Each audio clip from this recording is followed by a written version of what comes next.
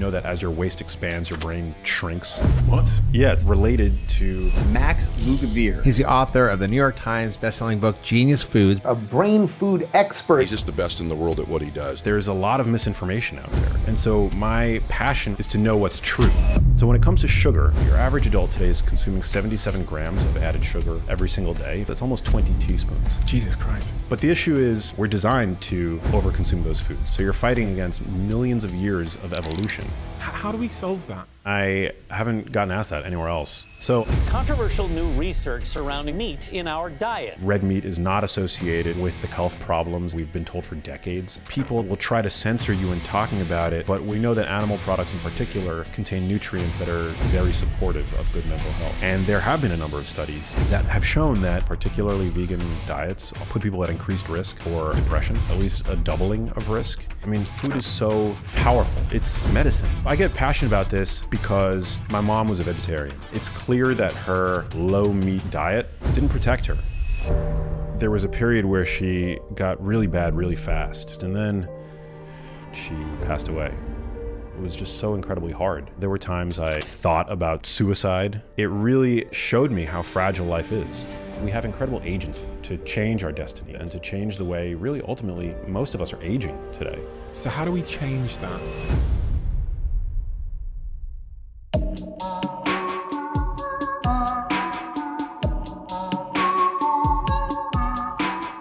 Max, why do you do what you do, and what do you do? Oh man, what a place to start. Well, I do what I do because the most important person in my life, my mother, was very ill from a very young age, and that was the most traumatic. Seeing her go through what she went through was the most traumatic thing I've ever had to endure in my life, and ultimately, it led to me losing her. And when a loved one gets sick, you know, had I struggled with any kind of like health condition, it probably wouldn't have been the motivating force in my life that that my mom was for me. But because it was my mom, because it was somebody who really was such a beautiful person and who aspired her whole life to be healthy, seeing her succumb to illness, it was a call to action to me to learn as much as I possibly could about health and nutrition, and to share that knowledge as I was acquiring it with ultimately anybody who would listen. And so what I do is I consider myself a health and science journalist with a point of view, I suppose. I'm a filmmaker, I'm a podcaster, I'm an author, but ultimately my mission in life, I think my purpose in life is to help people feel better, live longer, live healthier, and to avert ultimately the kinds of conditions that my mom struggled with for so many years. Zooming in on that then, can you take me to the day that you found out your mom was sick? And what was there a phone call? Were you at the doctor's with her? And what was the diagnosis? It was around the year 2011. She was 58 roughly at the time. And I had been living in Los Angeles and my mother was home in New York City. And I would routinely check in with my mom on the phone. And at a certain point, she started to complain to me about brain fog. And I thought, you know, that was just was par for the course of getting older. It's not a term that was in my lexicon, but you know, brain fog, you kind of have a sense of what someone's talking about when they say that. I started to spend more and more time in New York. I was actually in between jobs at the time. And because of that, and because my mom's symptoms seemed to be a little bit worse than just like, you know, some passing phase, I started going with her to doctor's appointments. And nobody could give us answers. And I'm from, as I mentioned, New York City. And so we have access in New York to cathedrals, to academic medical insight, right? And so in all of those instances, I was just met with a total lack of clarity. And it was really frustrating for me and my family. one physician would think that it was depression, for example, and prescribe my mom a non, like an SSRI drug, which are so commonly taken these days. But her symptoms continued to get worse, and ultimately we had to take a trip to the Cleveland Clinic. So in the United States, the two, I guess, highest regarded hospitals in the country are the Mayo Clinic and the Cleveland Clinic. I mean, there are probably others in that tier as well, but the reason why we felt the need to travel to the Cleveland Clinic was because they're known for taking on very complex medical cases. And so we took out a couple nights at a Holiday Inn across the street from a hotel, and we show up at the hospital. They assemble a team around the patient, and it was there that week that my mom was diagnosed for the first time with a neurodegenerative condition. The diagnosis was unclear, but she was prescribed drugs for both Alzheimer's disease and Parkinson's disease at the same time. And so not knowing anything about either of those conditions, what I did know about those conditions were misconceptions. And, some of them were, for example, that they're old person's conditions, that they are, somehow genetically predetermined. But doing what any millennial with a data plan would do, I went home and I went back to the hotel and I sat on the couch in the suite and I started Googling Alzheimer's disease, Parkinson's disease, because those were the indications for the drugs that my mom was given. And that was the first time in my life that I'd ever had a panic attack. Like I felt short of breath. I felt the room starting to close in on me, and it was that was a real turning point in my life, learning that my mom had an incurable progressive condition. And that was the point at which I really it wasn't even a choice. I couldn't focus on anything else, anything but trying to understand to the best of my ability why this happened to my mom. And I'm not a medical doctor. I didn't take an academic route. I didn't, get a PhD, but I had always been passionate about health and nutrition and fitness and exercise science. I actually started college on a pre-med track. And I'm not saying that is could ever be a replacement for the rigors of, going through the academic channels, but I knew where to find research because I had worked as a journalist after college. And so what I did was I just immediately dove into the medical literature, and it was really difficult to understand at first, but it's something that you read and you read and you read and you cross-reference and you watch, you read books, you watch TED Talks. I left no stone unturned. I was that first year, I wasn't even sleeping. I was just trying to read anything I could get my hands on. And then ultimately that search broadened out where I started reaching out to experts, like actual scientists who are now ushering in the concept of dementia as a preventable condition. And I started asking them questions. And so, yeah, that was a journey that began about 10 years ago.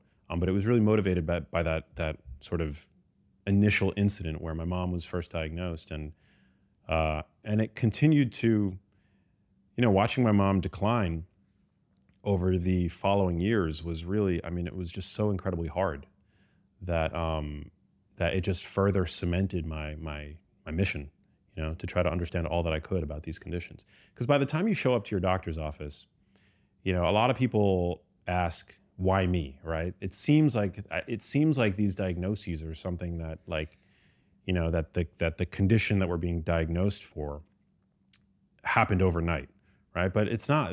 Most of these conditions, the kinds of conditions that are now saddling modern society, take years, if not decades, to develop. And so, to me, what that suggests is we have incredible agency to change our destiny and to change the way, really, ultimately,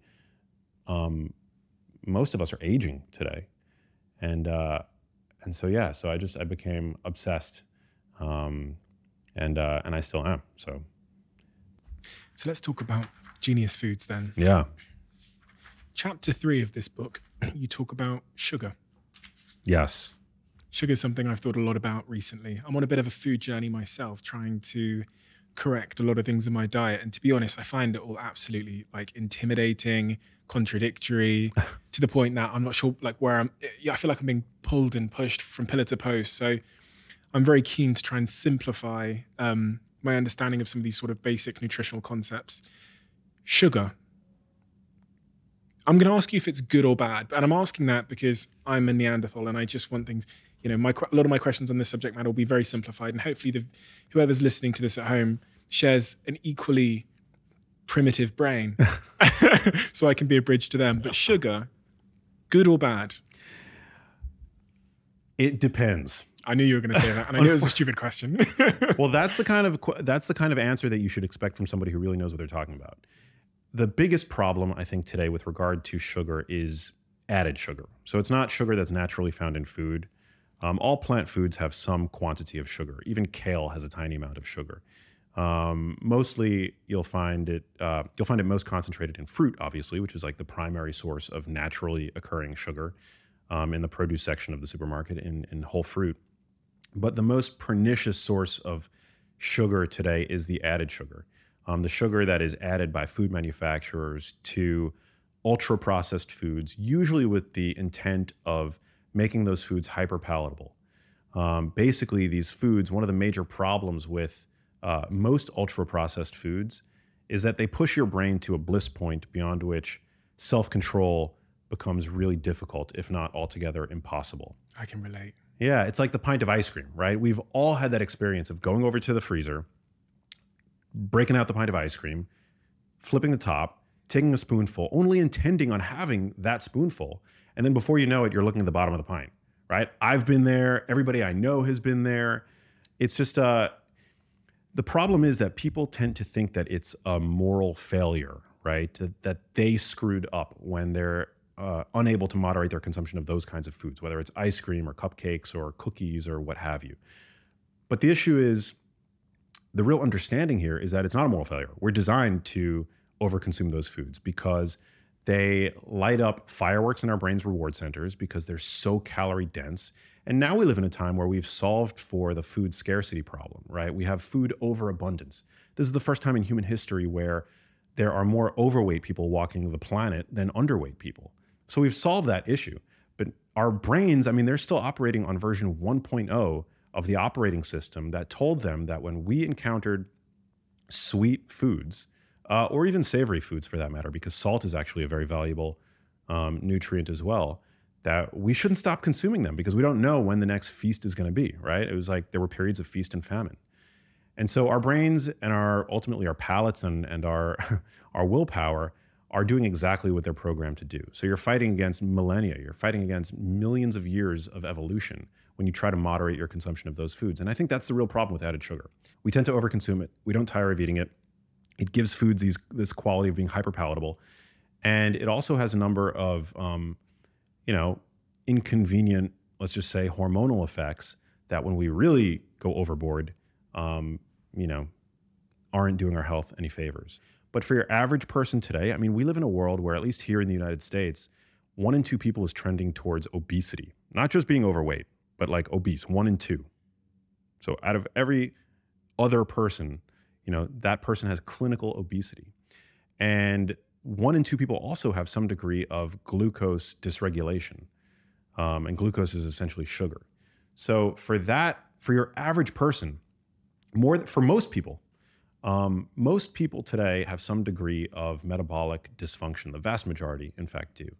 And so for that person, sugar really is something, added sugar in particular, is something that really ought to be minimized, if not altogether avoided. Now, a little bit here and there, it's not going to be a problem. No single food can sway your health in any one direction, both either towards health or towards disease. But it's really, I think, important to be mindful of all of the many different places of added sugar in the modern food supply. The other problem, which isn't necessarily a health problem, but it's a problem with regard to dose, because as I mentioned, dose makes the poison.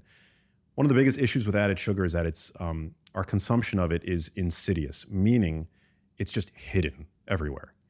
Whether it's commercial bread products or sauces or sugar-sweetened coffee drinks, we tend to just consume a ton of it. Your average adult today is consuming something like 77 grams of added sugar every single day. If you want to just visualize that, that's almost 20 teaspoons of pure sugar. Jesus Christ. 20 teaspoons of pure sugar. This is sugar extracted from the food matrix. So this isn't sugar in fruit. This is just the added sugar that we're consuming by way of these food-like products that Americans and Brits and people, increasingly around the world in developed societies are over-consuming today. When I see, fizzy drinks that say they don't have sugar in them, or other things that say they're sugar-free, should I be skeptical? Because some of these things I'm eating this chocolate bar and I'm thinking this is too good. It says sugar-free or like really low sugar, but it just tastes like heaven. Yeah, that's a great question. And I haven't gotten asked that anywhere else. It's definitely worth talking about. So a lot of like sugar-free products today will use, there's a number of ways to make a product palatable and still say that there's no added sugar. So one way is manufacturers will use a compound called maltodextrin, which is essentially sugar. It's very sweet. It's technically a complex carbohydrate, so they don't have to list it as sugar, but it breaks down almost immediately into pure glucose. So it's actually a glucose polymer. So it's like molecules of glucose bound together in a way that's very easy for the body to break down. Other ways, they'll add fake fibers like chicory root fiber or tapioca starch fiber. The FDA is currently investigating whether or not these fibers, because the whole point of fiber is that we don't digest it. It's something that passes through us, maybe gets fermented by gut microbiota in our large intestine. But it's unclear as to whether or not these purported fibers actually act like fiber once in our bodies. And so overconsumption of those fibers can cause all kinds of digestive upset. A lot of people will get like incredibly bloated, like all kinds of inconvenient digestive issues when they overconsume them. And you'll see those a lot in like sugar-free products. Then you've got artificial sweeteners. You've got other non-caloric sweeteners like stevia, monk fruit. There are sugar alcohols, which sugar alcohols are an umbrella category. And underneath that umbrella, you've got sugar alcohols that I think are pretty good, actually, like erythritol and xylitol. And then you have others like maltitol and sorbitol, where if you overconsume those, again, more digestive upset. So you just really want to be careful with the non-caloric sweeteners that you're ingesting, making sure ultimately that you're not ingesting too much, particularly of like these fake fibers and some of the artificial or some of the, the sugar alcohols, because they can really wreck your gut. What's your personal sort of diet regime as it relates to sugar? Do you have sugar in your diet? Not a ton, to be honest. I try to minimize my consumption of ultra-processed foods, which are, I can define that if you want, because it's a term that I feel like I use a lot these days. And, people, I tend to use it as if everybody knows what I'm talking about. But essentially, you have unprocessed food, which is like what you'll find around the perimeter of your supermarket, right? Meat, fish, eggs, vegetables, fruit. Then you have minimally processed food. So ground beef, for example, has been minimally processed, right? When you cook that beef, you're essentially processing beef, right? You're processing food when you cook it. A fruit smoothie is essentially processed fruit, because you're taking some of the steps away with regard to the assimilation process, right? With a fruit smoothie, you no longer have to chew fruit. You now suddenly get to drink your fruit. Ultra-processed foods, and you could do all of those, by the way, in your kitchen. So that's the distinction. Ultra-processed foods are foods that you couldn't possibly make in your own kitchen. They tend to be shelf-stable. They tend to, so you tend to find them in the aisles of our supermarkets. They have long shelf lives. They come in packages. They tend to have long ingredients lists, oftentimes with ingredients that you don't recognize. So that right there is a key. Some people listening to this might say, oh, well, that's a naturalistic fallacy. Not everything that we can pronounce is good for us, and not everything that we can't pronounce is bad for us, right? I think that's a pretty poor argument. I actually think that it's reasonable in a time where 60% of the calories your average person is consuming is coming from these ultra-processed foods. And we know that people are metabolically unwell. And we know also that like the food industry has lied to us so many times in the past as they continue to put profit over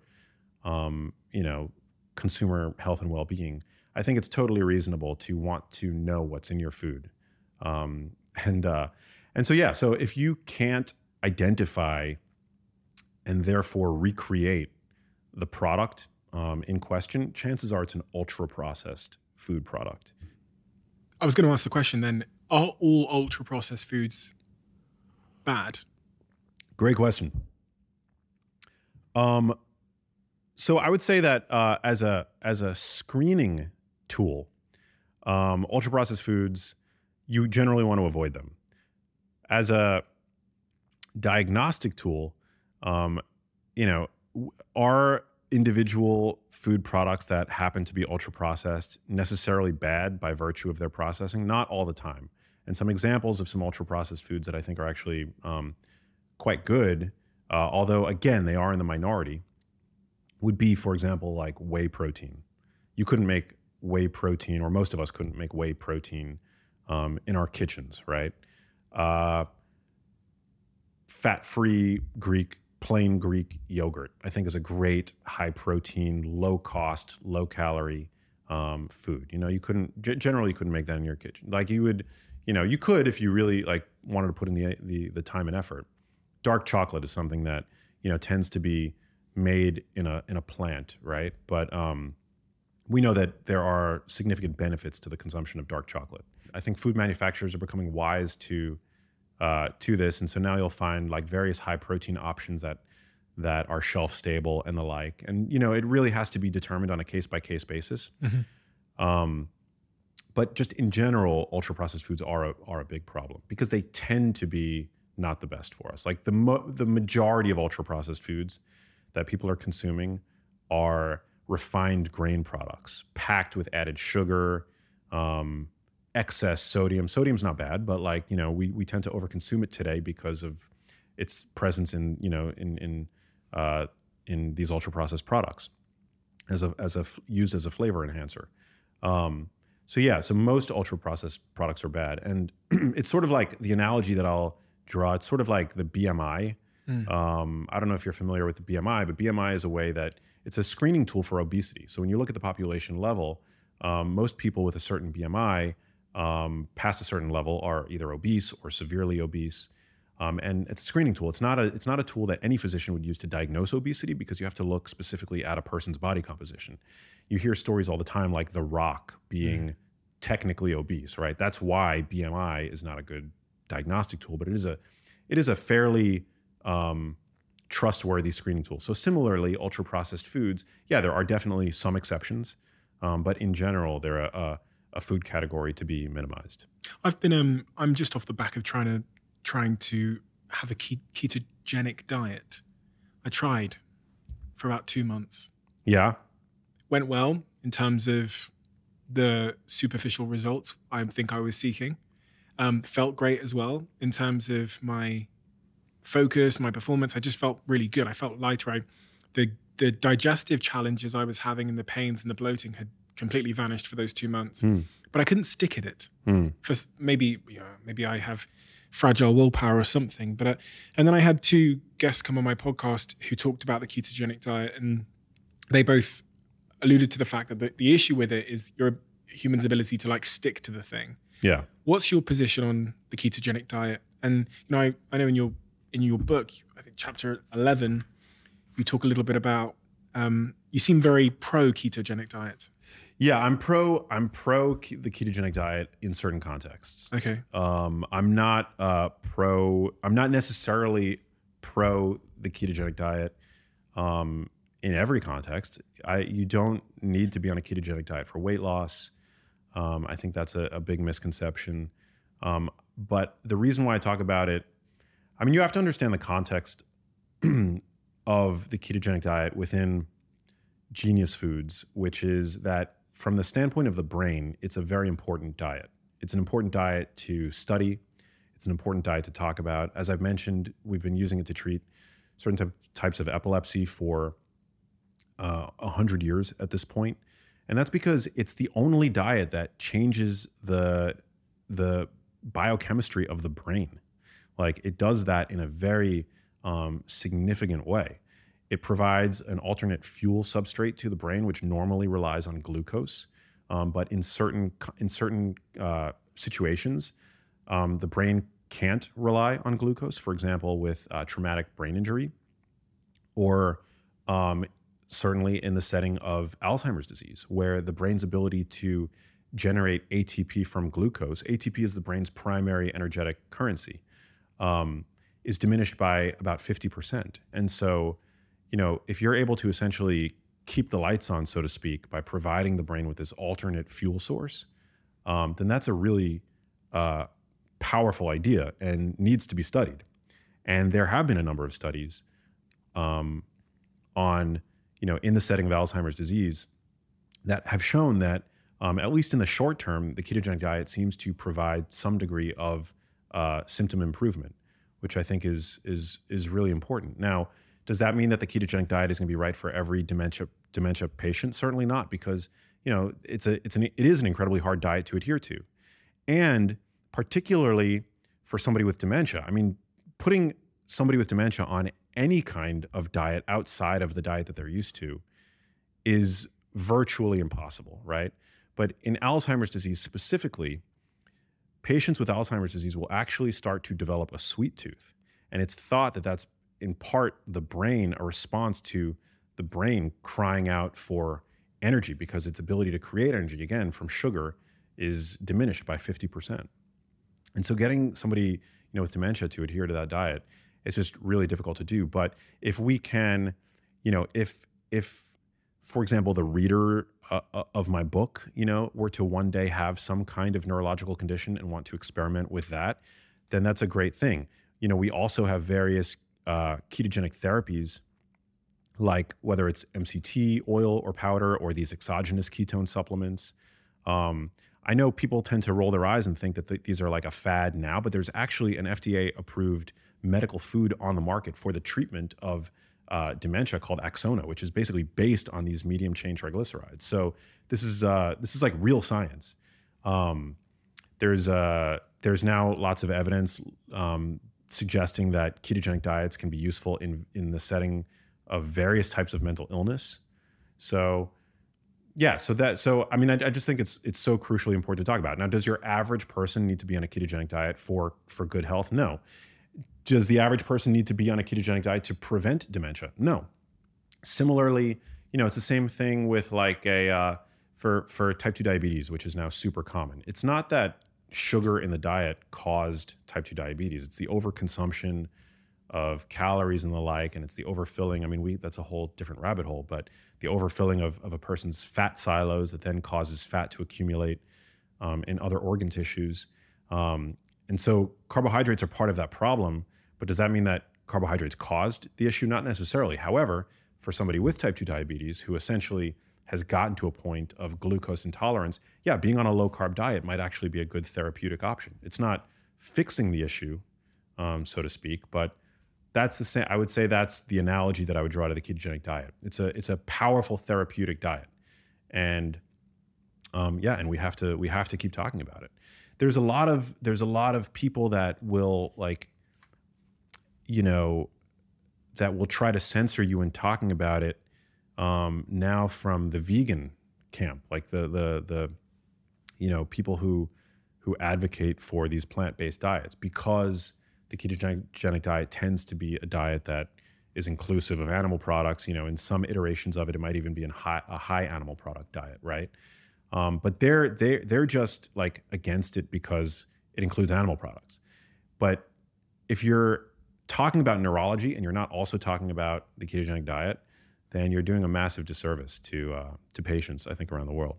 On that point of vegans, vegetarians, vegans, one of the things you've said is that you think they're putting themselves at increased risk of mental health problems and dementia because some of the important chemicals to avert those diseases are found in animal products like fish and eggs and meat and stuff like that. Is that accurate? Yeah, well, certainly, certainly eating fish is associated with reduced risk. Dementia. Yes. Yeah. But also now we're starting to see other forms of animal products like beef, chicken, dairy are associated with reduced risk of cognitive decline, We know that animal products are the richest source of choline, and we've seen that higher consumption of choline is associated with reduced risk of cognitive decline.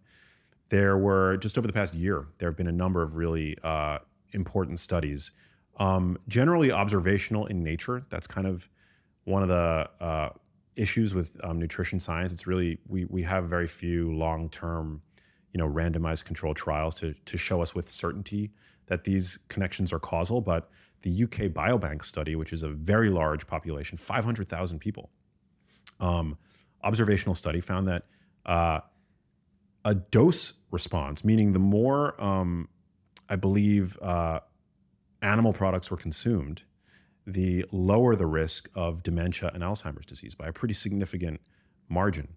We see that red meat is not associated with the kinds of health problems that we've been told for decades. Cancer and stuff. And yeah, I mean, it's dietary quality as a whole. There was a great study people can look up. Maximova is the first author. I believe the year it was published was 2017 or 2018.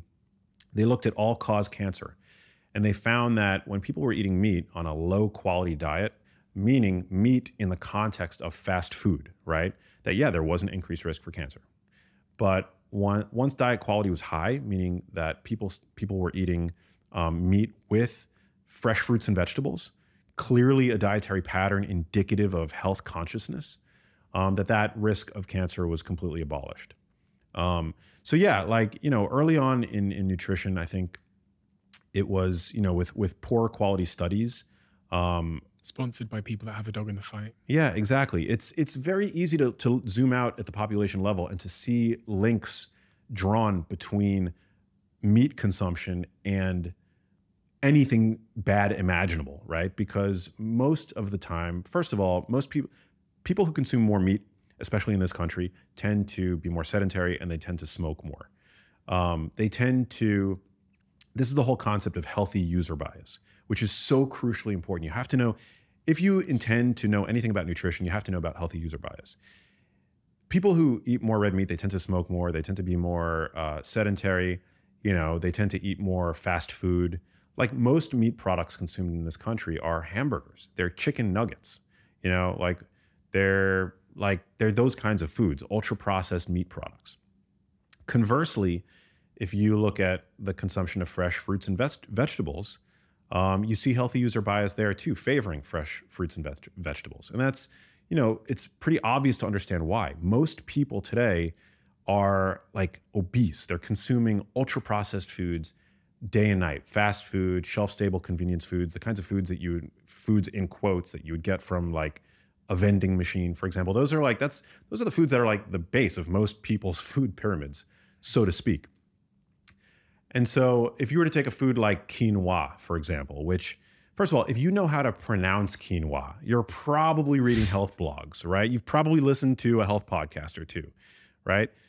Consumption of quinoa is probably associated. I don't know if this study has been done, but I would bet $500 today that consumption of quinoa is associated with robust health. Is it because the quinoa is so healthy, or is it because the person that's eating quinoa on a regular basis, that person's probably a pretty health conscious person. That person probably shops at Whole Foods.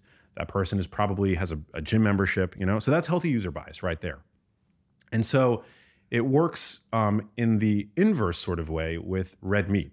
There are very few health conscious red meat eaters. I mean, there are more now, but we're sort of a niche, we're people on the paleo diet, so to speak. Most people who consume red meat, yeah, they're eating it in the form of hot dogs and hamburgers and Subway sandwiches with the fries, with the large Coke.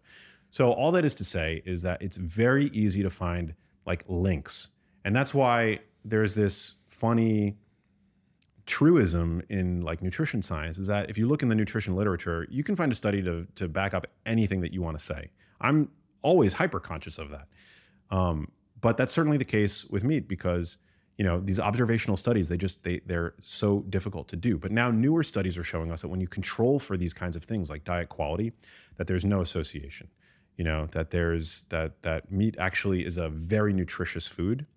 And with the small slew of randomized control trials that we have with regard to red meat, we see no negative impact with regard to an actual like real clinical outcome. And oftentimes we see benefit because it's a pristine, wonderful source of protein. It's a wonderful source of many micronutrients that we know people tend to underconsume today. Nutrients of concern, so to speak, like zinc, vitamin B12, nutrients that we know that people direly need, iron. Iron deficiency anemia is a real global problem. 1 in 4 people globally are anemic, and half of those cases are due to iron deficiency. And red meat is like the ultimate iron supplement, you know? So, yeah, so I get passionate about this, I think in part because my mom was a vegetarian. And there were many times as I was, reading about all this stuff that I wanted to like shake my mom and be like, Mom, you're letting your ideology impact your biology. That's like not something that you want to happen. And I would never go so far as to say that I know what caused my mom's illness. Like, I don't even know if it was her lack of consuming meat. I don't know. But it's clear that her, low meat diet didn't protect her, and I'm pretty convinced at this point that that some is certainly better than none. It doesn't, I don't advocate. I think some people think that I advocate for a high meat diet or even like a carnivore diet. I don't. I really think it's an important part of a balanced diet. And a highly nutritious part of a diet. It's actually like red meat and animal products in general, they tend to be our most nutrient dense foods. There was a paper by Ty Beal, who's a nutrition researcher whose work I follow, that found that if you looked at the top 6 or so most nutrient dense foods available to us, they're all animal products with the exception of maybe dark leafy greens, which are also very nutrient dense. So yeah, I'm pretty unapologetic in my endorsement of animal products. Yeah. Speaking of dark leafy greens and animal products and such, in your book on page 301, you talk about clearing out your kitchen.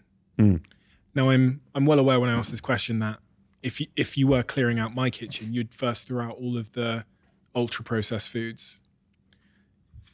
Probably, maybe. Yeah, I mean, I'd want you to do whatever's in my best interest. I'd be gentle. Okay. Next, all sources of wheat and gluten is point number 2. Yeah. All sources of gluten? That's all my bread gone. Yeah. Well, my noodles are going to go as well. I think that my stance has softened a little bit since I wrote that. I like the savage. Let's keep it moving. Yeah. Sources of industrial grade emulsifiers. What is an industrial grade emulsifier and why has it got to go? Yeah. So specifically in the book, we call out polysorbate 80 and carboxymethylcellulose, which are synthetic emulsifiers that are used to create pleasing mouthfeels in foods, usually combine hydrophilic and hydrophobic substances, so oil and water, or fatty substances and a more aqueous solution. And so the archetypes of those foods would be nut milks and ice creams. And what they've shown in animal models, to be clear, salad dressings and stuff as well. Yeah, salad dressings. What they've shown in animal models is that those substances degrade the mucosa, this like really important lining that separates the inner contents of our GI tract from our gut epithelial cells, which, there's a chapter in Genius Foods that I'm very proud of on the gut microbiome, all the new science surrounding the gut microbiome and how, the gut-brain axis really in many ways influences not just brain function, but might have an effect on our predilection to disease. And so anything that inflames the gut isn't like Vegas. Like what happens in the gut doesn't necessarily stay in the gut. And so these 2 compounds were shown in animal models to have a profound inflammatory effect on the gut. And so I recommend looking out for them and avoiding them. Now they're also a sort of a proxy or surrogate, if you will, for ultra-processed foods. Like ultra-processed foods are going to have those 2 compounds in them as opposed to fresh foods. So The dose makes the poison, but yeah, I would recommend avoiding them because that study was like pretty eye-opening, and the consumption of those two compounds, I would say, probably worth avoiding. I'm looking at this list of stuff that you've asked me to check out my kitchen, and there's a lot of things here that are currently in my kitchen. Beverages, fruit juice. Been a big fruit juice drinker my whole life. When I was younger, they told me that orange juice was healthy. I was guzzling orange juice, thinking I was doing my body a huge service in doing so. And then over time, I've come to learn from having conversations like this that these fruit juices. I thought when I had like a fruit smoothie, I thought I was like, I was paying homage to my body. But I've come to learn that I was probably doing my body a disservice in many respects because of the sugar, the available sugar content. I mean, you can squeeze the fruit sugar from 5-6 oranges in one glass of orange juice. I mean, think about it. The last time you like ate a whole apple, did you feel afterwards that you wanted to go and eat another apple? No, I mean, I only ever eat one apple at a time. There you go. Right. Yeah. Well, I think the reason for that is probably that whole fruit is self-limiting. Because it fills you a bit more than it fills you a bit more. Yeah. First of all, you're eating it. There's a speed at which you're eating it that's a lot slower than when you drink the fruit juice. So it takes a lot. It allows your body, your stomach, to realize that it now has food in it to turn off some of those hunger signals, like the hormone ghrelin. You also, when you chew it, you leave large particles of the apple that might take, an hour to fully digest. The food matrix has fiber in it, like the fiber from that apple. So it slows the transit of that sugar. It slows it blunts basically the blood sugar spike. You're also getting lots of water along with the sugar that you're consuming when you consume that apple. It's a lot different when you're just drinking juice. It's a lot easier to get the fruit sugar from, if you're drinking apple juice, for example, you can easily drink the sugar of 5-6 apples in one glass. But, after eating even the most delicious Honeycrisp apple, which I love, it's like one of my favorite foods, I've never felt the need to go and get another one the way that when I'm eating tortilla chips, while I'm chewing on one tortilla chip, I'm already, lusting after the one that's in my hands, right? I'm not even like focused on the one that's in my mouth. And so, why is that? I'm like that with so many foods. Like, if I have one Pringle, it's going to take a lot to stop me getting to the bottom. Yeah. And I don't know why. It's like suddenly I become a Pringle addict. And I've always wondered why that is because, Brussels sprouts, broccoli, I have one, I have two, I have three. Okay, we're done. Yeah. But the Pringles, I'll get to the bottom. Unless I'm in a social situation where I feel slightly embarrassed by eating an entire tube of Pringles. Well, it's Pringles. Once you pop, you can't stop. That is a truism with scientific backing. We know that Pringles are ultra processed. We know that they're minimally satiating. There are 3 characteristics that make a food satiating, and Pringles lack all of them. So one is protein. Protein is the most satiating of the macronutrients. So for anybody struggling with hunger, pangs, or whatever, prioritize protein in your diet. Increase the amount of protein that you're consuming. For a person with healthy kidneys, there is absolutely nothing to worry about with regard to high protein consumption. It's the most satiating macronutrient, and it is a really important macronutrient for nourishing our musculature, and ultimately assuaging our hunger. When you eat more protein, you eat less carbs and fat, and carbs and fat are energy. Protein it's very difficult for your body to store protein. Your body doesn't want to store. There's so many uses for protein in your body, whether it's to create neurotransmitters or to rebuild your muscle tissue or your bones or ligaments, to create enzymes. I mean, protein has so many roles in the body. Carbs and fat, for the most part, are just energy. I mean, there's no such thing as an essential carbohydrate. That's not to say that carbohydrates are bad, by the way, because a lot of people will hear that and say, "Oh, I could get by on 0 carbohydrates." Carbohydrates are important for optimizing hormones, for optimizing exercise performance, but there's no such thing as an essential carbohydrate. It's essentially energy. And so too is fat. I mean, fat is energy as well. We have a minimal daily requirement for essential fats.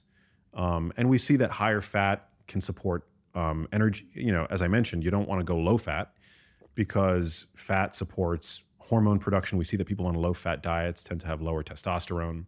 It also facilitates the absorption of very important fat soluble nutrients like vitamins A, E, D, and K, and various fat soluble plant compounds.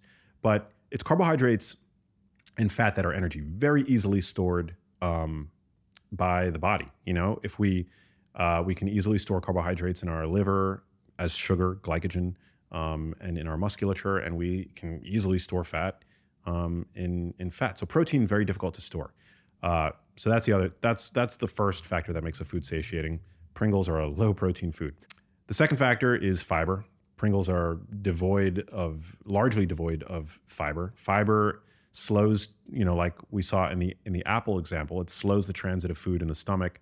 It makes us feel more satiated. It also absorbs water and it mechanically stretches out the stomach, which turns off certain hunger hormones like ghrelin, for example. So good for weight loss. Yeah, it's good for weight loss to prioritize protein and fiber, dietary fiber. And then water. So water is the #1 enemy of shelf stability. And so ultra-processed foods, they want long shelf lives. That's like key to a profitable ultra-processed food product, right? It can be shipped overseas. It can stay for months on the shelf. Very little waste. And so products like Pringles, devoid of water, they're completely dehydrated, right? And water, sometimes when we're hungry, we're actually thirsty. It's just that those wires are getting sort of crossed and miscommunicated. But your average hunter-gatherer didn't have access to, running water. They couldn't just pop into their local gas station and buy bottled water. Where did a hunter-gatherer find water when it wasn't readily available?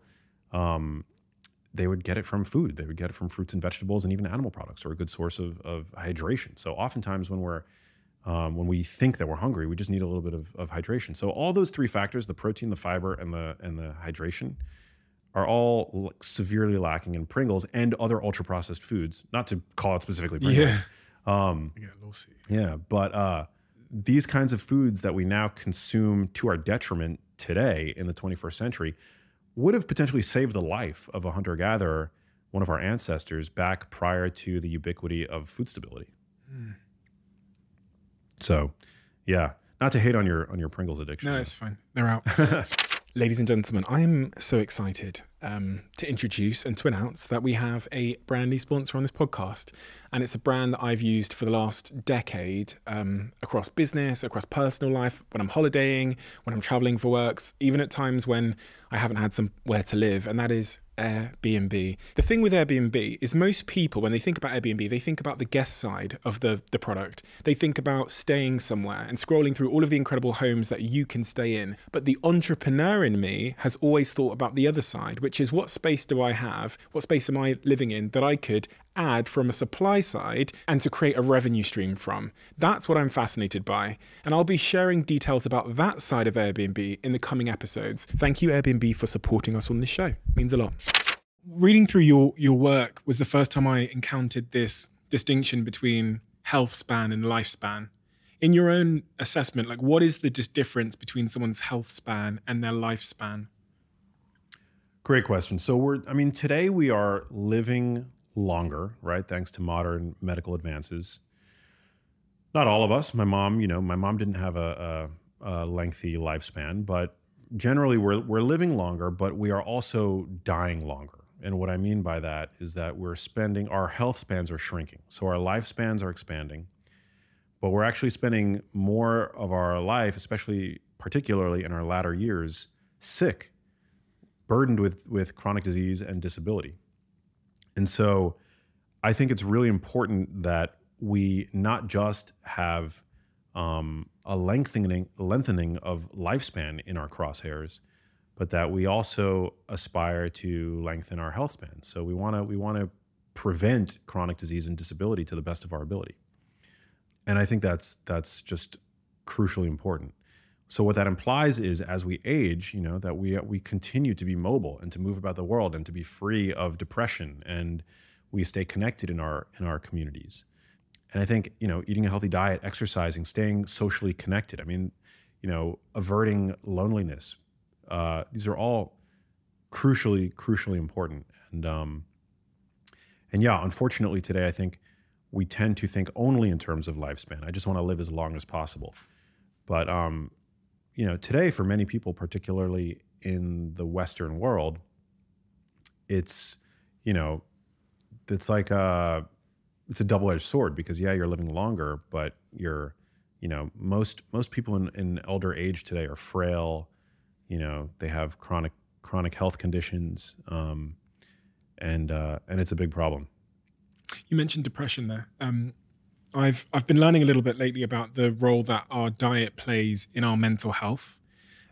You referenced earlier that your mother was given antidepressants, SSRIs, when she was going through her period of ill health. What's your assessment on the role that food plays in mental health? What foods are typically, in your view, good for our mental health, helping us to avoid depression, anxiety, whatever else, and what foods are typically bad for our mental health? Oh man, yeah, mental health is so. I learned this recently, which is just shocking, that the number 2 cause of death for people between the ages of 15 and 35, in that sort of ballpark demographic, the second cause of death is suicide. And that's just shocking to me. The first is unintentional injury. So it's like drunk driving and just, doing stupid things. But yeah, when it comes to mental health, I mean, our mental status is highly responsive to the outside, to our environment. And our environment includes how we're living our lives, the people that we surround ourselves with on a daily basis, and indeed the foods that we're eating. So, I think when it comes to mental health, there are a number of really interesting observational studies that show us that vegan and vegetarian diets, but I think particularly vegan diets, put people at increased risk for depression. By the latest data that I've seen, at least a doubling of risk. Now, the question that always arises there is the vegan dietary pattern causing the depression, or are people who are more prone to depression gravitating to the vegan diet? I think it's probably bidirectional, because we know that animal products in particular contain nutrients that seem to be very supportive of good mental health. There was one study out of Deakin University's Food and Mood Center that found that women who didn't consume the nationally recommended 3 to 4 servings of red meat per week were at twice the risk of developing major depression. And they didn't see that association for other animal proteins. So they didn't see it for chicken, pork. And they also saw an increased risk when women ate much more than that 3 to 4 serving recommendation. And when you actually look into what red meat contains in it, it contains a lot of nutrients that we know directly support the brain, whether it's zinc or vitamin B12. You could look at a food like beef liver, which is one of the best sources of folate. We know that low folate consumption is associated with depression. So I think I think animal products, super important. Eggs, a rich source of choline, fatty fish, but generally like whole foods. I think whole foods, a whole food dietary pattern. So, minimally processed, again, like the foods that you find around the perimeter of the supermarket that you cook for yourself. Mediterranean diets. Mediterranean style, yeah. I don't care what proportion of animal products or plant products, you have, although I think including both to some degree is probably better than not, provided you're not allergic or have any specific sensitivity. But they're now using diet as an intervention to improve symptoms. So the same Food and Mood Center, which is actually one of the institutions that's really kind of championing this field of nutritional psychiatry, published the first ever randomized control trial where they used a dietary intervention to treat depression, major depression. So it was called the SMILES trial. And anybody can look this up, but they used a whole foods diet, Mediterranean style diet that was inclusive of red meat, fish, dark leafy greens, berries, olive oil, eggs, things like that.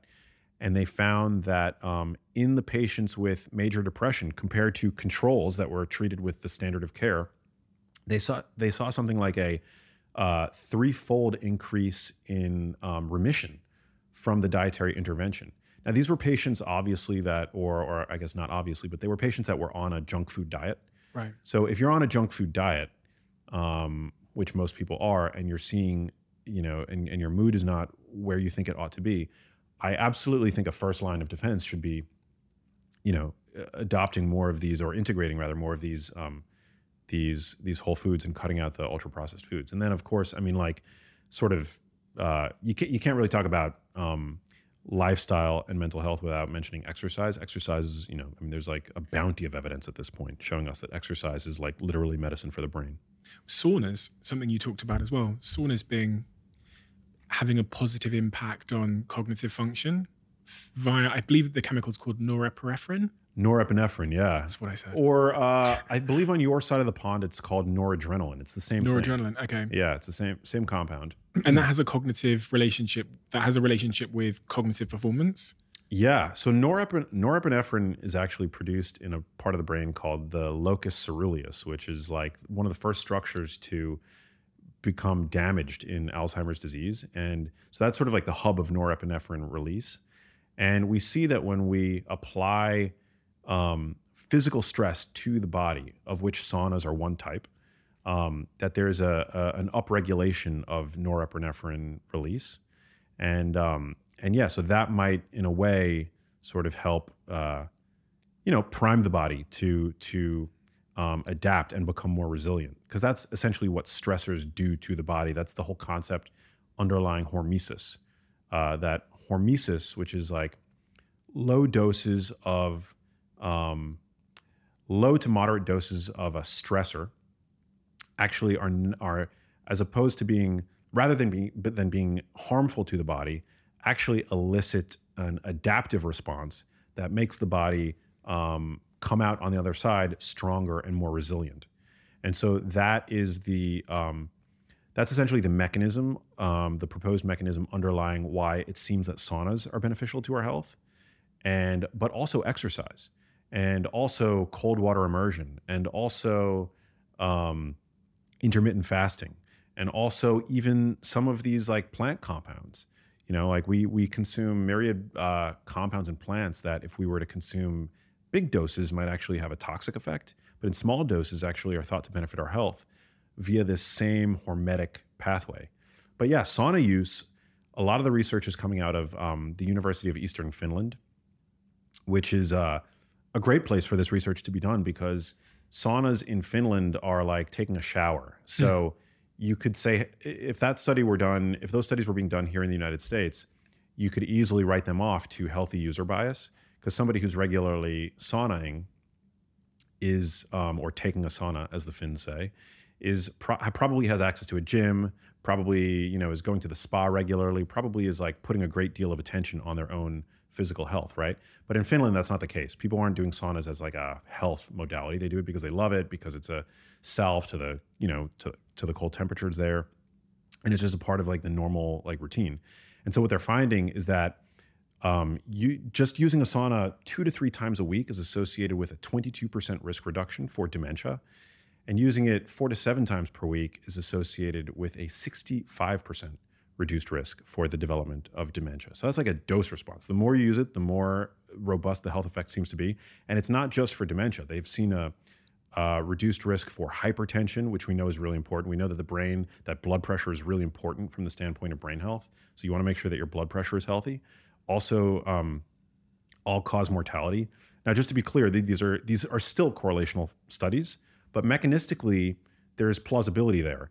And that is, we know that when you use a sauna, it does have a positive impact on your blood pressure. We know that it can reduce inflammation. We know that it gets your heart rate up. I mean, I know this. Whenever I use a sauna, I put my finger on the artery in my wrist, and I can see that I'm getting like almost like a mild aerobic workout. And so we know that saunas are essentially like the best workout that you can have while sitting absolutely still. You're also purging toxins through your sweat, compounds that aren't as effectively excreted via stool and urine. So it's like, there's a lot of good stuff going for saunas, and of course more research needs to be done. But all indicators seem to point towards a positive health effect. It's really interesting that, our ancestors probably had natural stresses on them at all times. And we've kind of built a life around mitigating stresses. So, living in very warm, like room temperature, houses, sat on sofas, use this piece of glass to order my food, my date, to talk to my friends. It's almost like we're optimizing our lives away from stresses. And these stresses seem to be so critical to the natural hormone and physiological responses that make us healthy human beings. Totally. Yeah. It's like, I've heard it referred to as like the comfort crisis. Yeah. Yeah. It's a big problem, whether it's like constant climate control. Just like so few of us are willing at any point to venture out of our comfort zone and to be uncomfortable.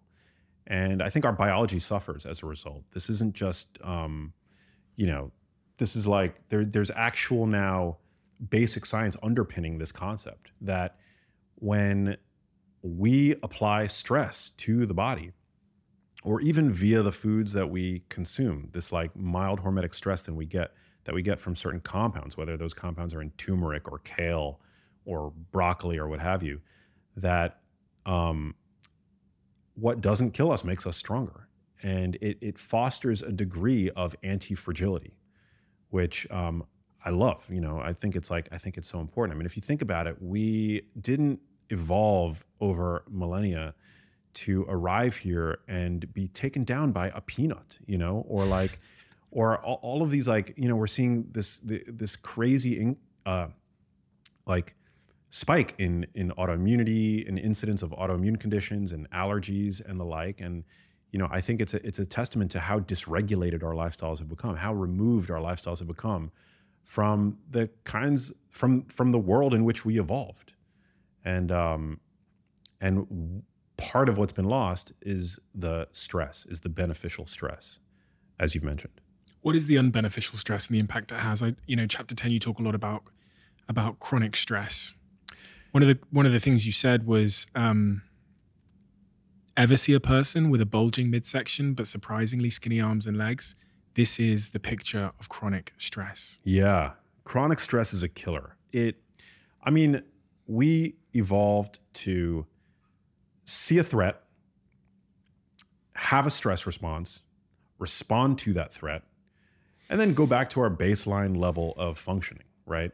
Today, our stressors come not from physical threat, right? From the lion on the savannah that's running towards us or towards our progeny. Where the stress that most of us experience today, it's a new breed of stress. It's from work. It's from chronic consumption of the news media. It's from being stuck in relationships that have gone sour, working jobs that we hate, financial stress. There's all different kinds of stress. And not all of that stress is avoidable, just to be clear. When I was going through what I went through with my mom, I couldn't avoid that stress. But what did I do as a way to cope? Because I couldn't avoid it, I built up my own resilience. And we see that, whether it's exercise or these hormetic stressors that we were talking about, that you actually can, by exposing your body to physical stress, you can bolster a degree of psychological stress. There's what's called a spillover effect. And a cross-adaptation effect that occurs. But chronic stress, one of the problems is that it's sustained and it causes a change in our hormonal milieu that suppresses immune function. It causes our adipocytes, so our fat cells, to release pro-inflammatory compounds, pro-inflammatory cytokines. It causes this, chronic release of the hormone cortisol, which is not a bad hormone by any means, but, that can over time have a negative effect on brain function, on memory function. It impairs digestion when we're chronically stressed. And we know that, the gut is crucially important when it comes to modulating inflammation in our bodies, helping us to assimilate nutrients from the foods that we're consuming.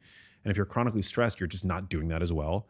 Also, people who are chronically stressed, they have digestive symptoms, right? As a result, whether it's like diarrhea, bloating, this is people before public speaking, they often see, they often have digestive symptoms, right? That just goes to show you how intricately connected our our perception of like, you know, stress and how that can affect our biology. And so that example that I gave in the book about that apple-shaped torso, one of the most harmful places to store fat in the body is in our midsection. So that apple-shaped body, that is attributable to an excess of visceral fat. And this is fat that essentially hugs our internal organs and is particularly pro-inflammatory. So it secretes, as I mentioned, we know that our fat is an endocrine organ, which is essentially an organ that secretes hormones. It's not just an inert storage site. And those fat cells have, I believe, 4 times the cortisol receptors as compared to regular run-of-the-mill subcutaneous fat that you store in your, like, you know, underneath your arms and, you know, on your thighs. And we know that visceral fat is associated with dramatically, you know, worse cardiovascular health, increased risk of cardiovascular events. We know that as your waist expands, your brain shrinks. Yeah. Well, it's probably related to cortisol, because we know that cortisol causes that when cortisol is chronically elevated, and particularly when we then self-medicate with these ultra-processed foods that are high in sugar, right? Which we all reach for when we're stressed out, right? To emotional, like to soothe ourselves, right? With food. We tend to store fat there, like in the midsection. So it's not that stress causes us to store more fat necessarily. I mean, fat storage is largely regulated by energy balance, but what it can do is dictate where we store that fat. And as I've mentioned, it's the storage of fat in our midsection that's particularly dangerous. And so, yeah, so that the effect that cortisol can have there, it has a negative effect on other tissues. It can have a negative effect on our total brain volume, as we've seen in some studies. Just to be clear, where does cortisol come from? Our adrenal glands. Adrenal glands. Yeah. And there's certain foods that stimulate the production of cortisol more than others? Not foods. It's stress. You know, and there are certain conditions that are associated with hypercortisolemia. But no, food, it's not food that it's not the foods. Foods actually can like bring down cortisol, you know? So some people like sugar, like sugary foods, like, you know, like a lot of people, anecdotally at least, will see an improvement in their sleep when they consume a little bit of like honey before bed, for example, because that can sort of bring down cortisol. Right. If they, you know, for example, skipped dinner, or they had an earlier dinner, or they had a particularly like low carb dinner, or maybe they're in like a calorie deficit. So that can all cause cortisol to kind of inch its way up. And carbohydrates are good at sort of like pumping the brake on cortisol release. That's one of the reasons why we tend to reach for sugary foods when we experience chronic stress. So it's like this vicious cycle, right?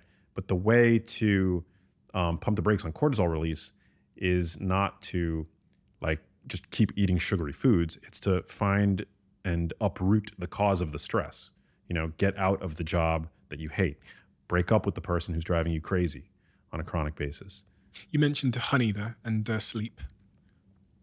Something, again, I've been thinking a lot about ever since I bought myself a Whoop, which tracks my sleep and gives me some data in the morning about how I slept, is how to improve my sleep via my diet.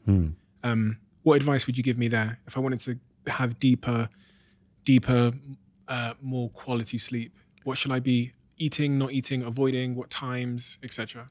Yeah, I mean, generally you want to not eat too close to bedtime. There's sort of like a Goldilocks zone where, you know, I think we're meant as diurnal creatures, meaning creatures that typically eat during the day.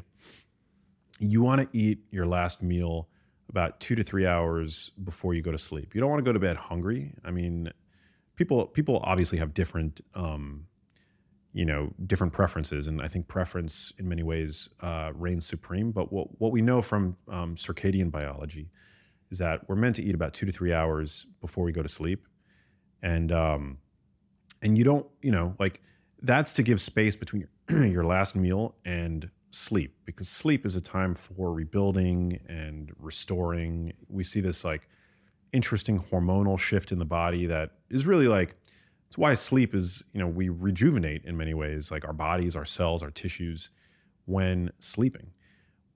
Part of like how we get there is a change in body temperature. And, we see this like this dip in body temperature right before we go to sleep, or just after actually we go to sleep. If you eat a really like meat heavy meal right before you go to sleep, a lot of people notice that doing that can negatively impair sleep. And I think one of the proposed mechanisms why that happens is that we have the thermic effect of protein is quite high, particularly compared to fat and carbohydrates. And so you've got this like internal furnace, like burning in your gut, like to try to break down and assimilate all of the precious amino acids that you've just ingested. And so I think that can sometimes be at odds with like that wind down process, that circadian, wind down process. So yeah, I would try not to eat too close to bedtime. Many people feel like eating carbs before bed does help them sleep for that same reason. Like maybe they have cortisol, still like, a bit of cortisol dysregulation, and carbs before bed seems to be able to help with that. When do you eat? If not before bed, like, sometimes I've been guilty of eating while I'm falling asleep. This is old Steve, not new Steve. But when do you eat? You talked about intermittent fasting. I read some things that said you start eating roughly at like 11 o'clock in the morning. Yeah. What's the window in which you eat? I generally will, I generally won't have my first like food until, these days it's about 10:30, 11 in the morning. I've been experimenting with carbohydrates before exercise. For a long time, I really enjoyed fasted workouts, and lately I've been experimenting to see what a little bit of peri-workout carbohydrate does for my lifts, because I love fitness, so I've been kind of experimenting a bit with that. But the general rule of thumb that I practice is that I don't eat for an hour to an hour and a half after I wake up. Part of the reason for that is, and again, just to like preference, personal preference is really like key here. So, a lot of the like recommendations that I'll make, like you might see a smidgen of benefit, but at the end of the day, like if you can't, work out at the optimal time or, eat in the optimal windows, like, still what you eat and making sure that you are getting exercise is better than like not, because of like a fear that you're not doing it, optimally. Like exercise is crucially important. Eating a whole foods, animal inclusive, plant inclusive diet, I think optimal. But what circadian biology is showing us is that when you eat immediately after waking up, you might not have had your melatonin, for example, fully subside, which is a sleep hormone. When melatonin is elevated, as it starts to, rise once the sun begins to set, that sends the signal to our bodies essentially that the kitchen is closing, and that, we're now approaching the time where, we're going to change the guard. It's like a changing of the guard, essentially, where we're going to focus on rejuvenation and repair. When people wake up in the morning, that hormone hasn't fully necessarily subsided yet. And that can have the consequence of making us not as insulin sensitive. So it might impair glucose regulation while it's still elevated. And so like eating carbohydrates in that window, particularly like as they typically appear in the standard American diet, the bran muffin, the glass of orange juice, like that's, I don't think, like an appropriate breakfast for that time of day. You might be able to get by with something like that later on, but generally, like after you wake up, you want your melatonin to fully subside, and also cortisol, which is your body's, we talked about that as a stress hormone. Cortisol is not bad. It's also your body's chief waking hormone. That's the highest that it's going to be throughout the day in the morning. And I mentioned that cortisol is catabolic. Well, one of the reasons why cortisol, like one of the effects that cortisol has is it helps to liberate stored fuels in the body, whether it's, sugar stored in your liver or even fat. People tend to wake up in a fat burning state. And so I like to just give my body like an hour and a half to like let my hormonal milieu adapt and get ready for food. Do you go outside? Yeah, as almost immediately after I wake up, I like open my blinds, so I have like a really big window. It allows like light to come in. You really want that morning light. It's crucially important. I've been a fan of Sachin Panda, his work for a long time. He's a circadian biologist down at the Salk Institute, and he's published a lot of great research. Actually, I think he helped to discover the melanopsin proteins in the eye that interface directly with this region in the brain. It's called the suprachiasmatic nucleus. So it's like a switch gets set when we expose our eyes to bright morning light that essentially starts a 24-hour timer that influences our energy levels, our alertness, our coordination, our body temperature. And then at the end of the day, when we are, when we start to feel sleepy and when that sort of diurnal or nocturnal rather melatonin curve begins to pick up. So yeah, like setting your circadian rhythm first thing in the morning with bright light exposure is super important. Even on an overcast day, the ambient light is more than enough to flip that switch. So yeah, that's crucially important. My morning routine is essentially like I wake up, I open my blinds, I make sure that whether it's like, checking my phone or whatever it is, emails, like by the window so that I get that nice ambient bright light to anchor my body's circadian clock.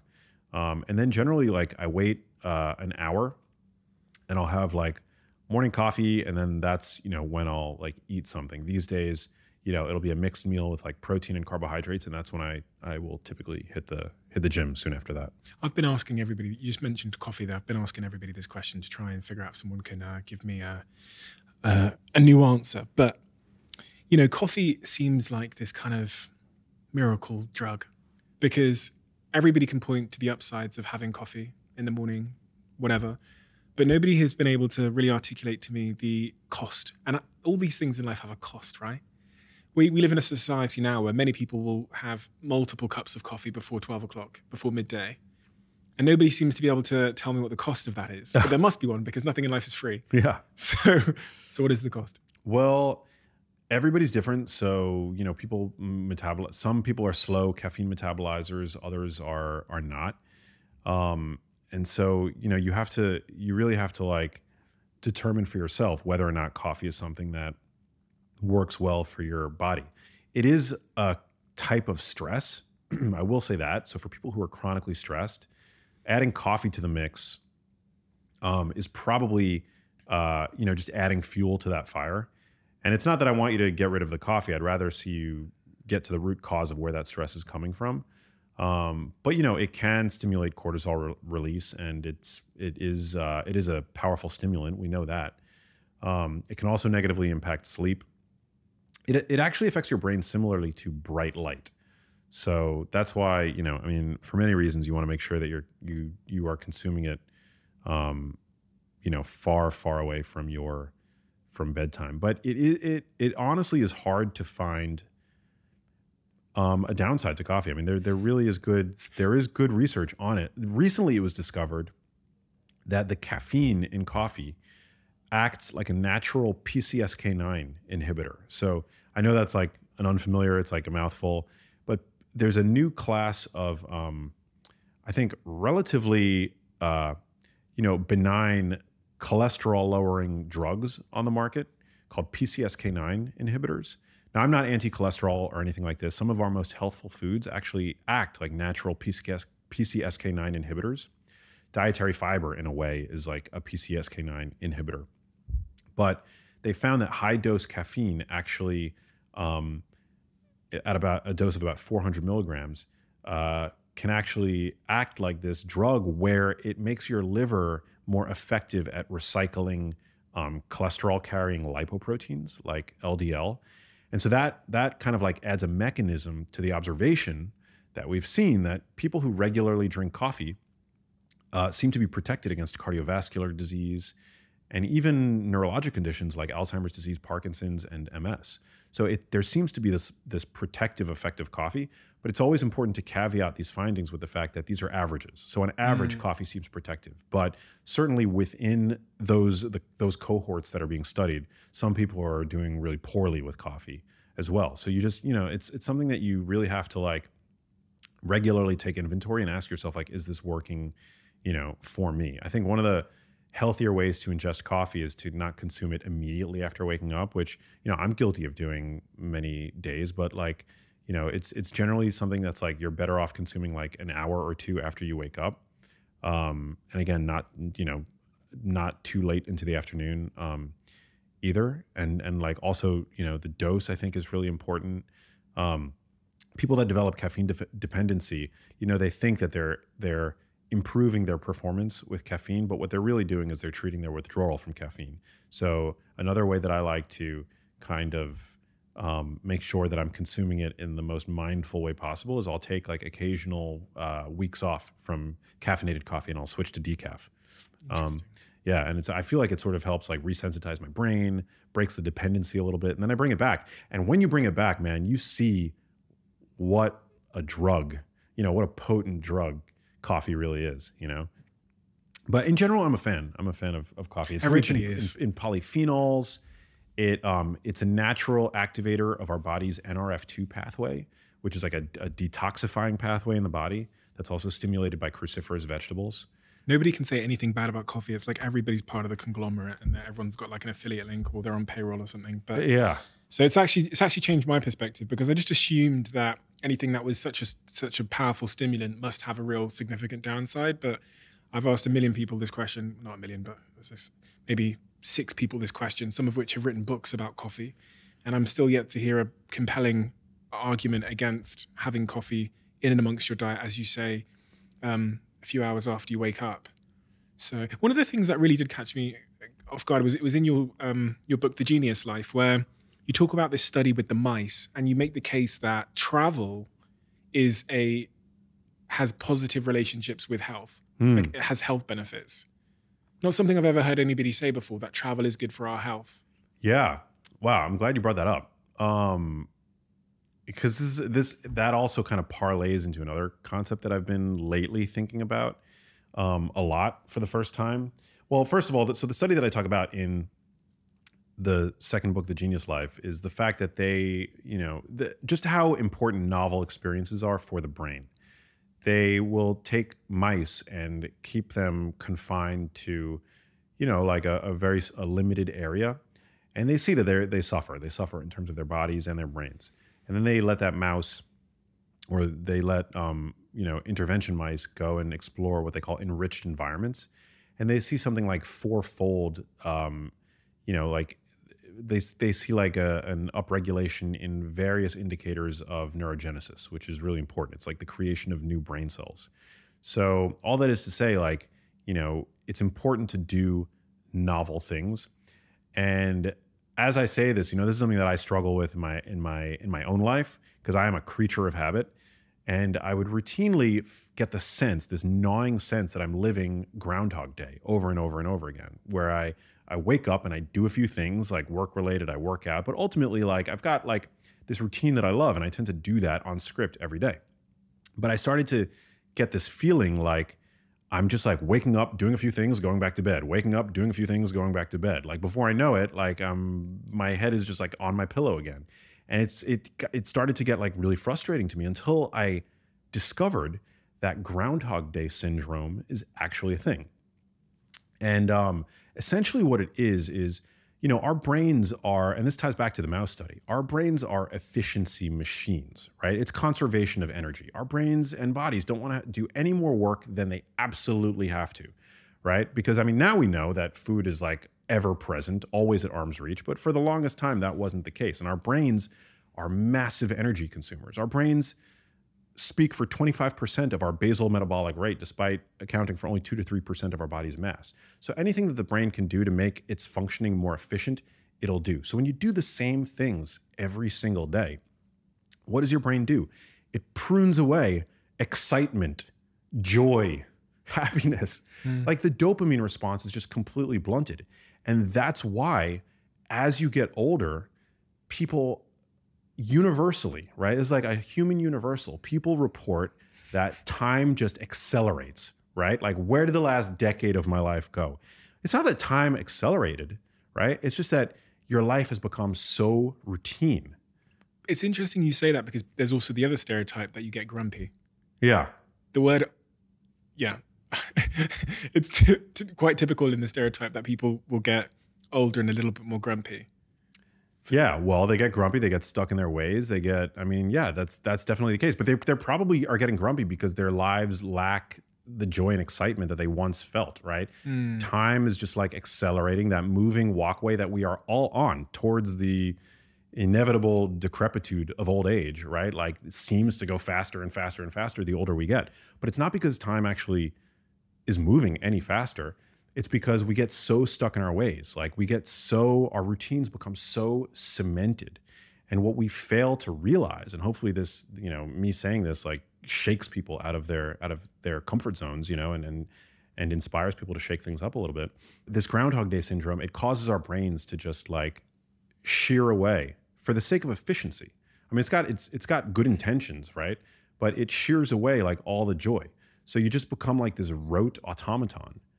And the joy, the excitement, it's just, it's something that like you cease to experience, you cease to experience it. Whereas when you look back at like your youth, for example, it's not that like time actually moved slower. It's that every day was different. And so that I think is really important. And yeah, we should challenge ourselves, whether it's to travel. I mean, travel is like, to me, the epitome of exposing oneself to an enriched environment because everything is new. But if you can't travel, like, go to a different gym every once in a while. Look, try shopping in different supermarkets, or change up your wardrobe, or take on a new creative project, like start a new hobby. There are all kinds of things that you could do to shake yourself out of this like perpetual routine that I think has a real cognitive and health cost. I was looking at a study they did on rats and habits. You probably know the study with the rats, the chocolate and the maze. I think so. Where they get the rats to run through a maze to a piece of chocolate. But the first time the rat runs through the maze to the chocolate, they monitor the rat's brain, and there's a ton of cognitive activity, right? You see the rat observationally scratching around, sniffing around. Eventually it finds the chocolate, it gets the reward. When they put the rat back into the maze for the second time, cognitive activity is gone because a habit has been formed. So as I looked at the brain scans of those rats, it was just completely flat because they were on autopilot. Again, the brain is conserving its need to function so that it can focus on other things, other threats. It can conserve energy, as you say. And that's what our lives become. Like, when we get out of bed in the morning, our route from the bed to the kitchen is not one that requires me to have any sort of cognitive activation. I fly, and therefore also I don't remember the journey. Yeah. I just fly down there. Yeah, you're on autopilot. Yeah. And our lives become autopilot. And it's interesting. I'm trying to figure out, as you were talking there, like you said, shearing away the happiness. Why does being on autopilot cost me happiness? And why does it make did you say it made my brain smaller? Not smaller. Okay, thank you. Well, it probably, I mean, if that mouse study holds true in humans, it probably doesn't, it doesn't support neuroplasticity. Yeah. There's no need for my brain to. Yeah. I mean, it's an efficiency machine after all. So the happiness point though, why does living a life on autopilot have an impact on my happiness? Well, there are probably, I mean, there are definitely benefits to routine, right? Like, there are, not to like, some of the benefits to routine can be that you have for example, your diet dialed in, or you have you have great connections in your community, So I'm not telling everybody to like throw their lives into upheaval, but it's just like when we start to do the same things every day, it's, the scientific term is habituation. Yeah, I've heard, yeah. We habituate, right? It becomes habit, right? And we feel this way, like we see this with that car that we've pined for, and suddenly it's sitting in our driveway. And yeah, it's exciting for the first month or 2 months or 3 months. But after a certain point, that level of excitement that we once felt towards that car, or maybe even maybe sometimes it's the person that we're sharing our beds with, you know, like this is just an inevitability, an unfortunate inevitability of the human condition. And so I think there are ways to hack it. I think there are ways to, you know, travel with your significant other, or break the routine with your significant other, or, you know, invest in things that have emotional value for you, for example. So, I mean, the car might have not been the best example, because like some people do have emotional connections with cars. Like I bought a guitar, you know, recently that I love, and I have an emotional connection to it because it was played by one of my favorite artists, you know?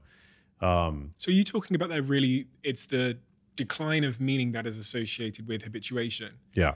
So, and that makes us unhappy, because as, you know, creatures of meaning, we do need things to remain meaningful in our lives. Yeah. It's these like rote routine behaviors that are not all that productive or meaningful.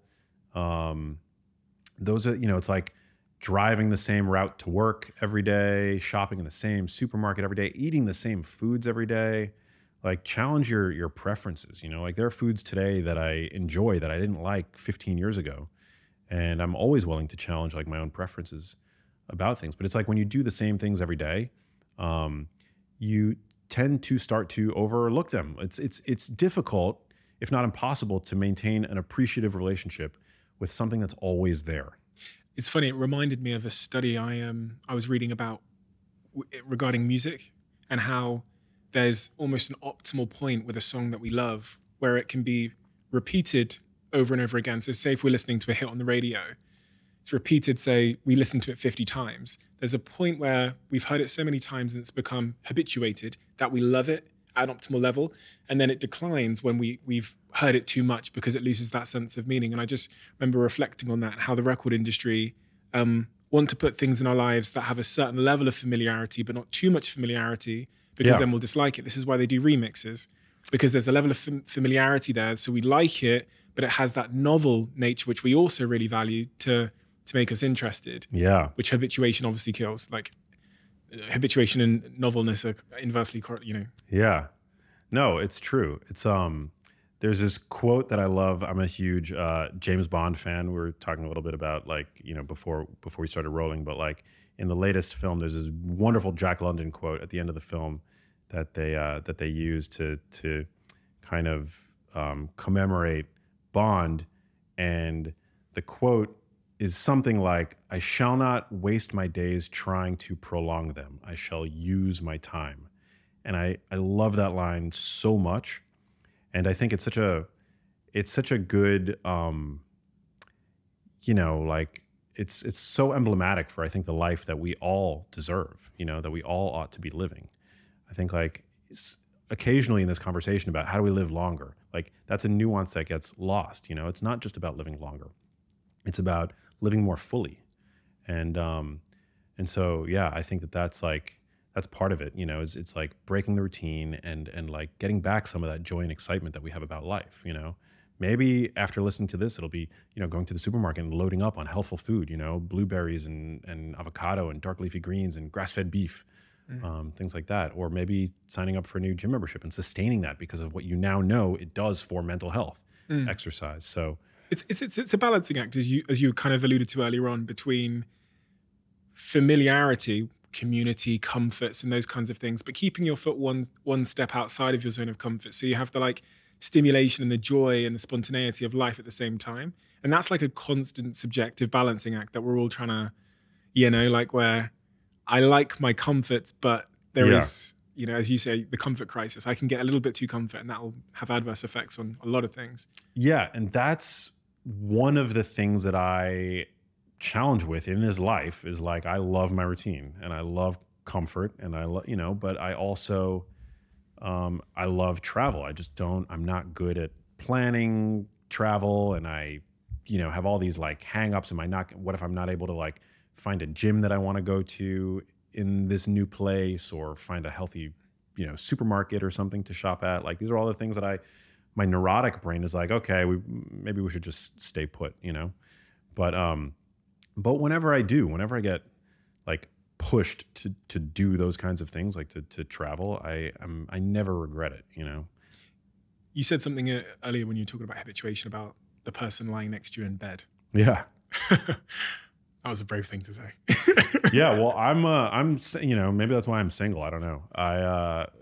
I think that that's a common human struggle, you know, and I've struggled with that in relationships in the past, and it's a Getting bored of someone.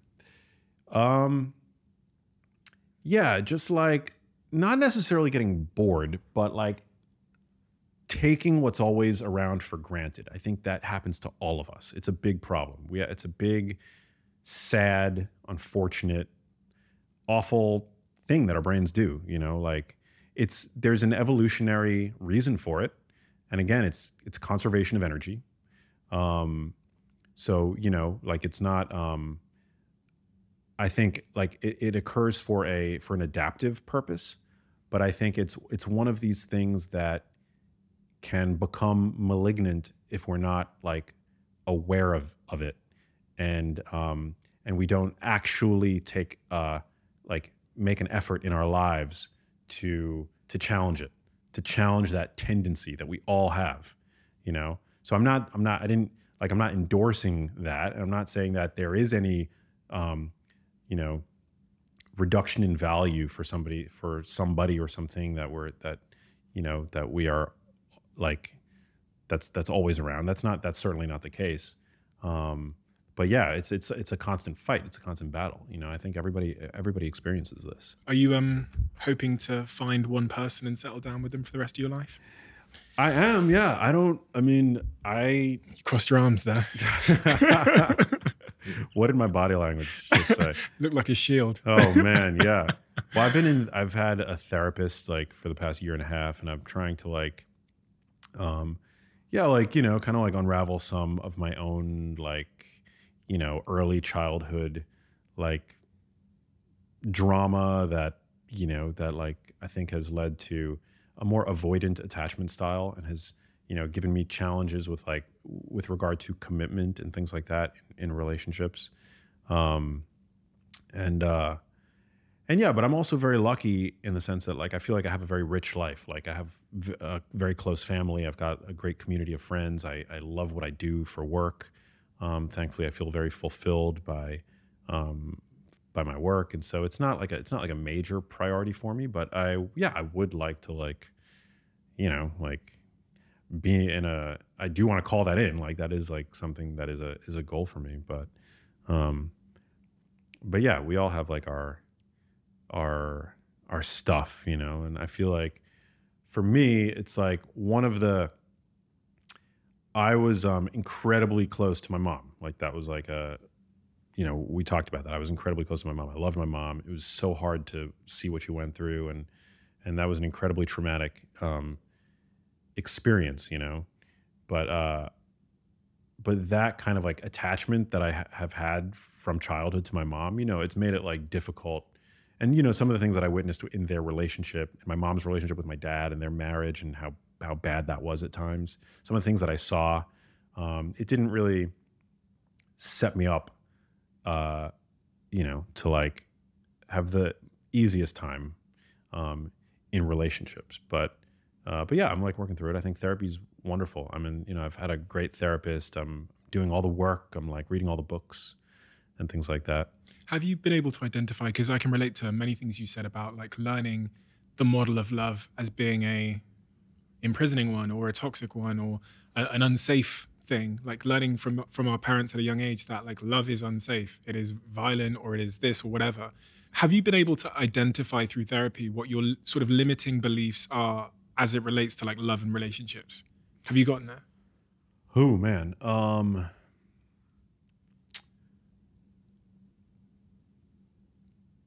I mean that I think the limiting beliefs that like, you know, that you can't have the kind of relationship that you want, that you don't, you know, maybe deserve the relationship that you want. I mean, this is a totally different like rabbit hole, but for me, you know, like one of the things that I learned about in therapy is that when you're really, my mom divulged things about my parents' relationship to me that she, probably shouldn't have at a young age. My mom was the best mom, just to be clear, but nobody's perfect and we all make mistakes. And I think that like she probably shared some stuff with me about her relationship that she shouldn't have at the age that I was, essentially making me a surrogate partner back when she didn't have the emotional shoulder of my dad, when my dad was not being the best partner to my mom. And there's a term for it. The term sounds worse than it is, but the term is covert incest. So it's not sexual, but it's like they make you their emotional partner in a way when they shouldn't. And that's something that like at the time you feel like you're receiving really privileged information. You're like, your mom's confiding in you, and that's how I felt when I was like growing up. And yeah, she didn't really have support from my dad, and it was sad looking back. I'm not blaming her or anything.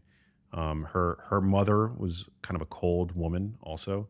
So she like unloaded some stuff on me when I was a child frequently actually. And so that like, it created like a very strong attachment to her, but it has kind of like disallowed me, at least this is like, and I don't want this to become a limiting belief for me, but like the insight that I think has been like helpful to just like kind of understand where my patterns come from is that that's created a difficulty for me attaching emotionally to like other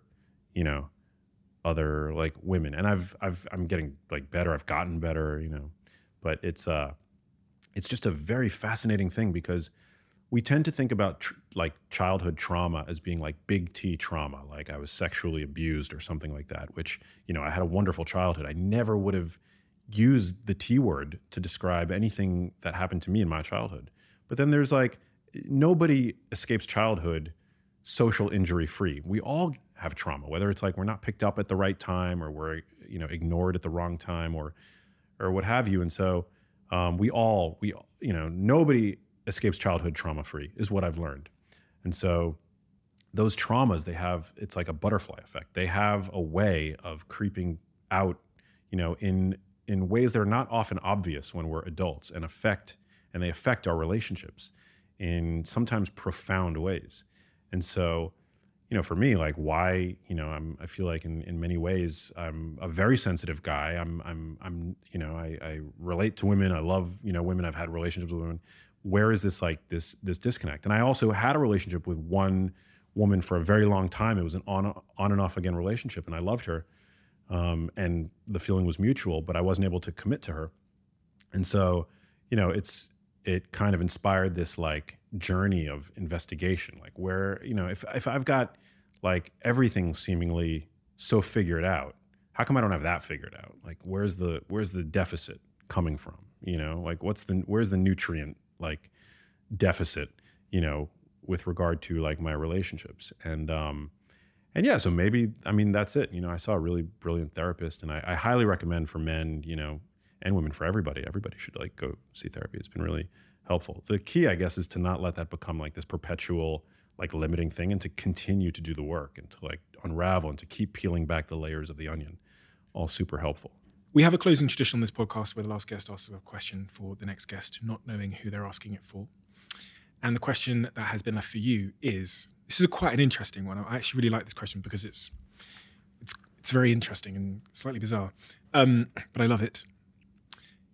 If you could summarize your journey so far in life into one I am affirmation, what would it be and why? Whoa. So a previous guest came up with that question for me? 100%. They didn't know that it was for you. Yeah. But they left it knowing that it was for the next guest. Whoa.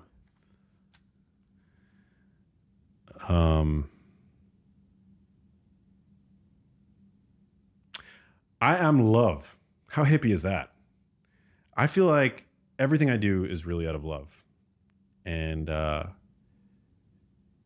so that is how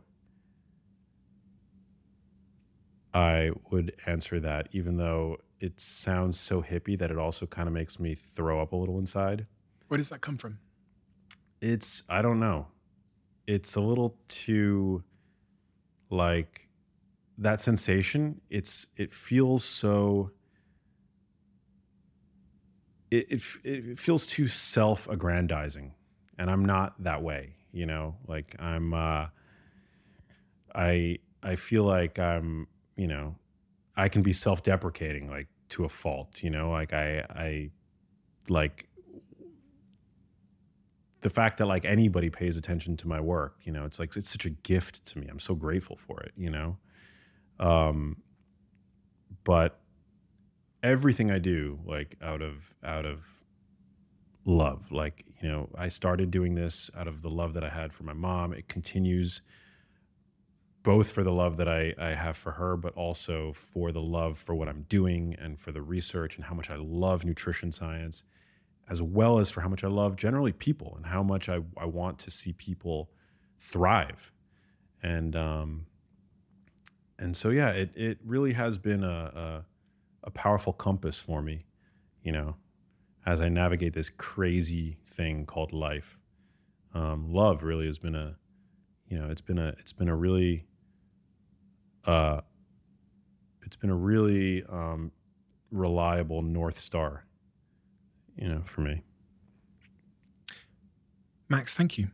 Thank you so much. You've taught me so much, but your story is incredible. And, you know, I have absolutely no doubt, not only that, you know, your mum got to see you on that show, but also that she is just fucking insanely proud of you. Insanely proud of you for everything you've done, for all the people you've helped with these New York Times best-selling books. But it's not just the information you're sharing. It's how you share it. Not least in an engaging way. Not least because you seem to be so incredibly humble. But there's a real sincerity behind your message that I having sat here a long time, having spoken to a lot of people, don't always see.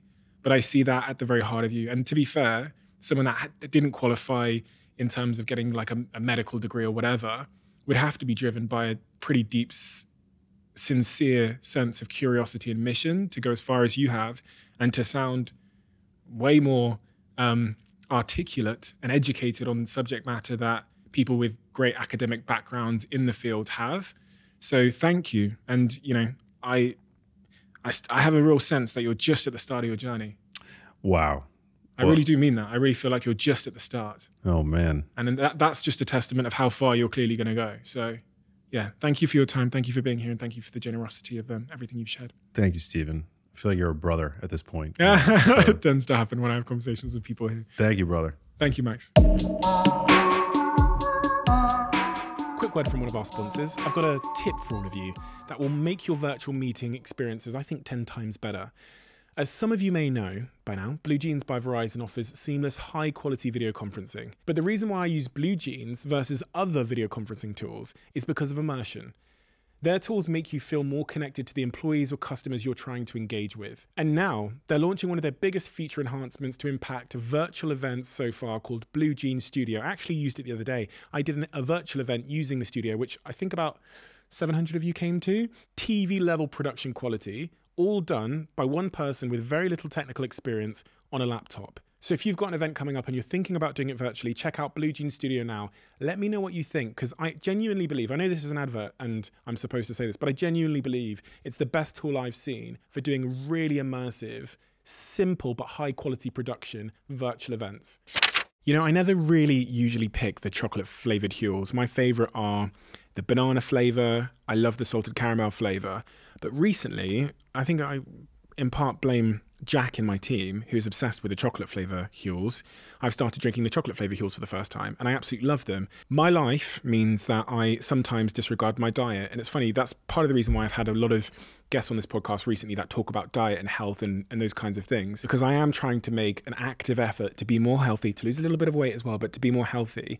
And the role that Huel plays in my life is it means that in those moments where sometimes I might reach for, you know, junk foods, having an option that is nutritionally complete, that is high in fiber, that is incredibly high in protein, that has all the vitamins and minerals that my body needs, within arm's reach, that I can consume on the go, is where Huel has been a game changer for me.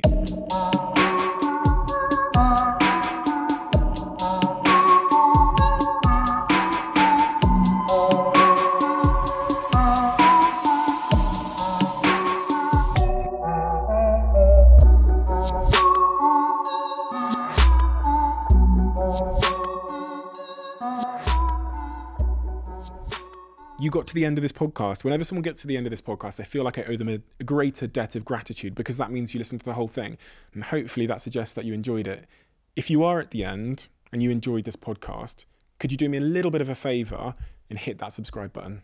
That's one of the clearest indicators we have that this episode was a good episode. And we look at that on all of the episodes to see which episodes generated the most subscribers. Thank you so much, and I'll see you again next time.